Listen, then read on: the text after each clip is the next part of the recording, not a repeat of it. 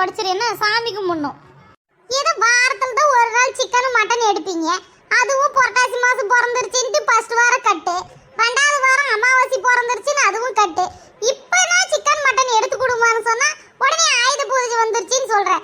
எப்படிமா சொல்லு, நான் சிக்கன் மட்டன் சாப்பிடாத எப்படி நான் வாழட்டும்? இப்போ என்னடா இப்ப ஐயர் வீட்ல இருக்கிறவங்க சிக்கன் மட்டன் சாப்பிட்டேன்னு உயிர் வாழ்றாங்க, உனக்கு மட்டும் என்ன வார வாரம் என்ன சிக்கன் எடுத்துட்டா கொடுக்கணும்? அம்மா தாயே, வாரத்துல ஒரு நாள் தான் ஊன்ற புருஷன் வந்து 1/2 கிலோ கறி எடுத்துட்டு வந்து கொடுப்பாரு. அந்த 1/2 கிலோ கறியும் டேஸ்ட் பண்ற பேர் வழியில 1/4 கிலோவை சாப்பிட்டுருவேன். அந்த 1/4 கிலோவை எடுத்துட்டு வந்து இந்த 4 பேருக்கு பங்கு போடுவேன். ஆளுக்கு 2 பீஸ் 2 பீஸ்ன்னு. அதுலயும் எனக்கு 2 எலும்பே வந்துடும். அதுவும் என்னால சாப்பிட முடியாது. இப்படி எல்லாம் சாப்பிட்டு ஏதோ 1 2 தான் மாசத்துல எப்படி ஒரு 8 பீஸ் கறி சாப்பிட்டு இருந்தேன். இப்போ அது விட்டு இந்த ஒரு மாசமும் கறி எடுக்குதுன்னா எப்படிமா நியாயம்? நீயே சொல்லுமா? ஏண்டா டேஸ்ட் பண்ற பேர் வழியில நான் தான் 1/4 கிலோ கறி சாப்பிட்றேன்னா, உங்க பாட்டி வந்து உப்பு இருக்குதான்னு எடுத்து திங்கிறதே உங்க பாட்டி தான். இதுல என்ன வேற சொல்றேன் நீனே? அதெல்லாம் போட்டோம். இப்போ எனக்கு சிக்கன் குழம்பு செஞ்சு தர முடியுமா முடியாதா?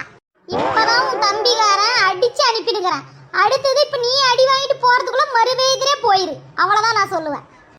இந்த வீட்டுல மட்டும் ஏதாவது கேட்டாலே அடிச்சு ஒடிக்கி மூளையை சேர்த்துருவீங்களே. இந்த ஜனநாயக நாட்டிலையும் இந்த வீட்லயும் என்ன மட்டும் பேசுறதுக்கு மட்டும் எதுவும் விட மாட்டாங்கன்னு வச்சுக்கவே. கேட்டாலே அடிக்கிட்டா ஒதுக்கிட்டான்னு கேட்பாங்க. இப்ப என்னடா இப்ப பேசிட்டு போற? ஒண்ணு இல்ல எதுக்கு நான் ஏதாவது வாய் போன மாதிரி சொல்லுவேன், உடனே நீ தூக்கி போட்டு அப்பா மேல இருக்கிற கோவத்தெல்லாம் என்ன மிதிப்ப? தேவையா? நான் வீட்டு விட்டு போறேனாக்கும். வீட்டு விட்டு போறேனா ஒரேடியா போறியா இல்ல சாப்பிடறதுக்கு மட்டும் வருவியா? ஒரு பையன் வீட்டை விட்டு போறேன்னு சொல்றேனே, கொஞ்சமாச்சும் ஒரு பெத்த தாய்க்கு அக்கறை இருக்குதா? அது இப்ப வருவியா நாளைக்கு வருவியான்னு கேக்குறவ. அது ஒண்ணு இல்லடா பட்டு, எங்க அம்மா புளி சட்னி வச்சிருக்காங்க, அது வாங்கிட்டு வந்து வச்சுக்கவே. ஒரு டம்ளர் அரிசி வச்சுன்னு வச்சுக்கவே, அதை வச்சு சாப்பிட்டுக்கலாம். சரியா? எதுக்கு குழம்பு செஞ்சுக்கிட்டு? ஆக மொத்தத்துல சாப்பாடு செய்ய மாட்டேன். நேத்து கவிதா வீட்ல இருந்து குழம்பு வாங்கிட்டு வந்தேன், இப்ப பாட்டி வீட்ல இருந்து கொஜ்ஜி வாங்கிட்டு சொல்றேன். அவ்வளவுதான், உனக்கு சாப்பாடு செய்யறதுக்கு லீவு, அப்படிதானே? உடனே அப்பா வந்து அங்கிருந்து பொரியெல்லாம் வாங்கிட்டு வருவாரு, அதவே பொரிதியே வறுத்து வச்சிருவேன். அவ்வளவுதான், முடிஞ்சு. இந்த வீட்டை போய் நான் பிறந்த பாரு என்ன அடிக்கணுமாக்கும்.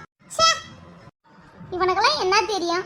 ஒரு நாள் சமையல் ரூம்ல போய் நின்று என்ன சமைக்கலாம், என்னடா குழம்பு செய்யலாம், இல்ல சாப்பாடு செய்யலாமா, சப்பாத்தி செய்யலாமா, களி செய்யலாமா, இல்ல இட்லி செய்யலாமா, பூரி செய்யலாமா, அதுக்கு என்ன குழம்பு செய்யறது, இல்ல என்ன பொரியல் செய்யறதுன்ற எங்களை மாதிரி பொம்னாட்டிக்கு தாங்க தெரியும். உங்களுக்கு என்ன தெரியும்?